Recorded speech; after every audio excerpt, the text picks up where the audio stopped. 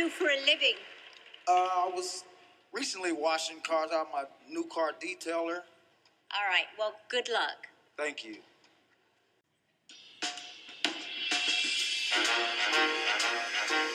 I would sacrifice anything, come what might, for the sake of having you near, in spite of the warning voice that comes in the night and repeats how it yells in my ear. Don't you know, you little fool, you never... Each time I watch this show, I get this whole range of emotions. Some of the contestants make me laugh. Some of them make me smile. Some of them leave me in awe. But this one, he made me cry. He gave me goosebumps. He really made me feel something. He's just such a contradiction. But what made me connect so much with him was not the fact that he was unique, but the fact that he was uniquely different. And I hope you guys understand what I mean. Growing up in this society can really strip you of your uniqueness and even your desire to be unique. It's really an interesting paradox. You know, your parents teach you that they want you to be different, but they don't want you to be too different. Your teachers, they want you to express yourself and be creative, but they still want you to color within the lines. And then there's society. Society really rewards people that are creative and people that are innovators. But on the other hand, they despise people that are mavericks and people that push the limits and break the so-called rules, written and unwritten. And business teaches us the same thing. Corporations, they want leaders. They seek out people that have initiative and have all these great, wonderful leadership qualities, but they only want it as long as it's according to their guidelines and as long as it marries well with their corporate values. I understand that, but a lot of times what they want is a watered down you, a diluted version of you, so that they can mold you into what they want you to be. Most of us have become so conditioned by it that it's completely normal, especially in the professional world. I see this all the time. It's completely normal to simply fill the mold without really questioning it. Cory Booker, I think he's the mayor of Newark, New Jersey. He says that we let the world set our standard, and we really do. We let the world dictate who we are. We let the world set our standard. But I have one question for you, and that is, who's setting your standard? Are you letting the world set your standard, or are you setting your own standard? If you own a business, who are you living for? Are you living for the economy? Are you living for, sometimes it seems like we're living for the marketing environment and what's going on out there. And then when it comes to your website, who sets your standard? Are your customers setting your standard? Is your competition setting your standard? Or do you set your own standard? That talented guy on America's Got Talent, he was setting his own standard. And he didn't really mean to do that. You know, he was simply living for himself. He was genuine and he was brave enough to bear it all at the risk of being ostracized for being an African-American guy from Harlem who sung Frank Sinatra. Come on now. Polar opposites. He's different. But what made us fall in love with him is not that. It wasn't even his talent. It was that he didn't apologize for being different. He didn't care about who he made uncomfortable in the process of being different. He was authentic, and we connected with him because of that. And I don't know him, but I share in his victory. As it relates to your business and your marketing, this is precisely what customers want. They want to feel connected to you.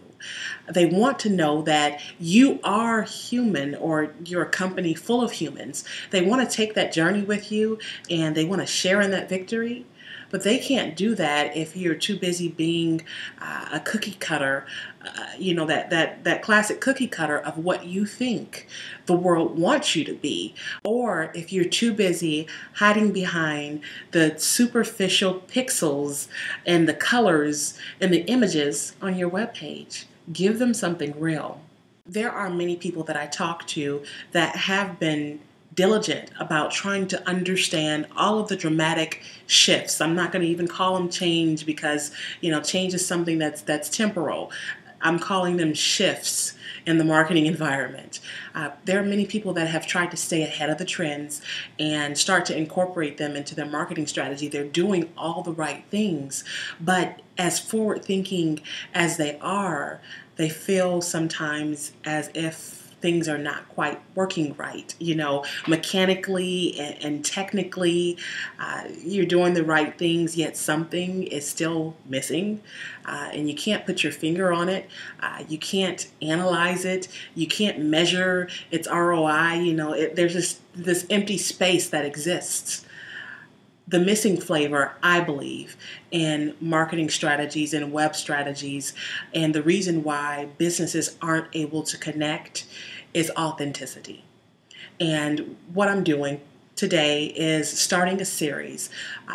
Over the next few days, I'll publish blog posts and videos, and we're going to explore why it's important for you to bring authenticity into your business. We're going to follow 5 reasons as a framework. I can think of like millions of reasons why you just need to be authentic with your business and your marketing strategy and your website, but I'm trying to limit it to just 5 reasons. The first reason is that authenticity is the ultimate competitive advantage. No one can compete with you when you are being who you are because there's nobody else out there like you. The second reason is that you can play on America's obsession with keeping it real. America is obsessed with reality TV, and they just want to see real reflections of themselves on television, and then also in marketing. Consumers gravitate to reflections of who they are. Reason number 3 is that the world doesn't need another copycat.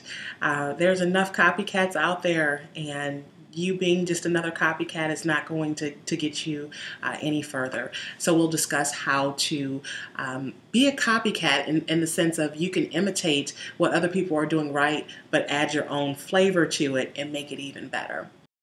And reason number 4 is that organic connections are stronger than inorganic connections.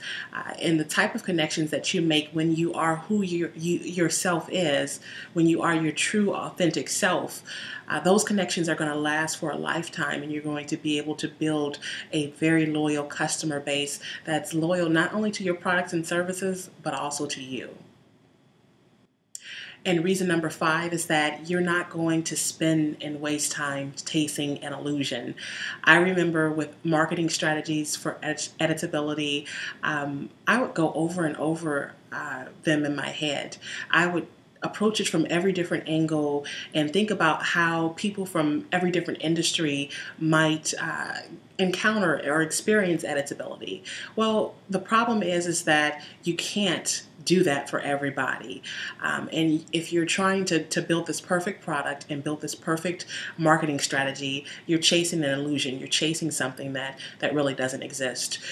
So stay tuned. I am really excited about the next few days. I'm excited about sharing my thoughts on authenticity and how you can bring it into your web strategy. But I'm also excited to hear what you guys think and to hear some of your stories. Hopefully you can share them with me about how you're bringing authenticity into your web strategy and how you're keeping it real. And as always, please share the love. If you find that some of this information is useful to you, if you just take away one nugget of knowledge, then probably somebody within your network, somebody that you know, can benefit from the information as well. So pass it along to them, share the love, don't be shy.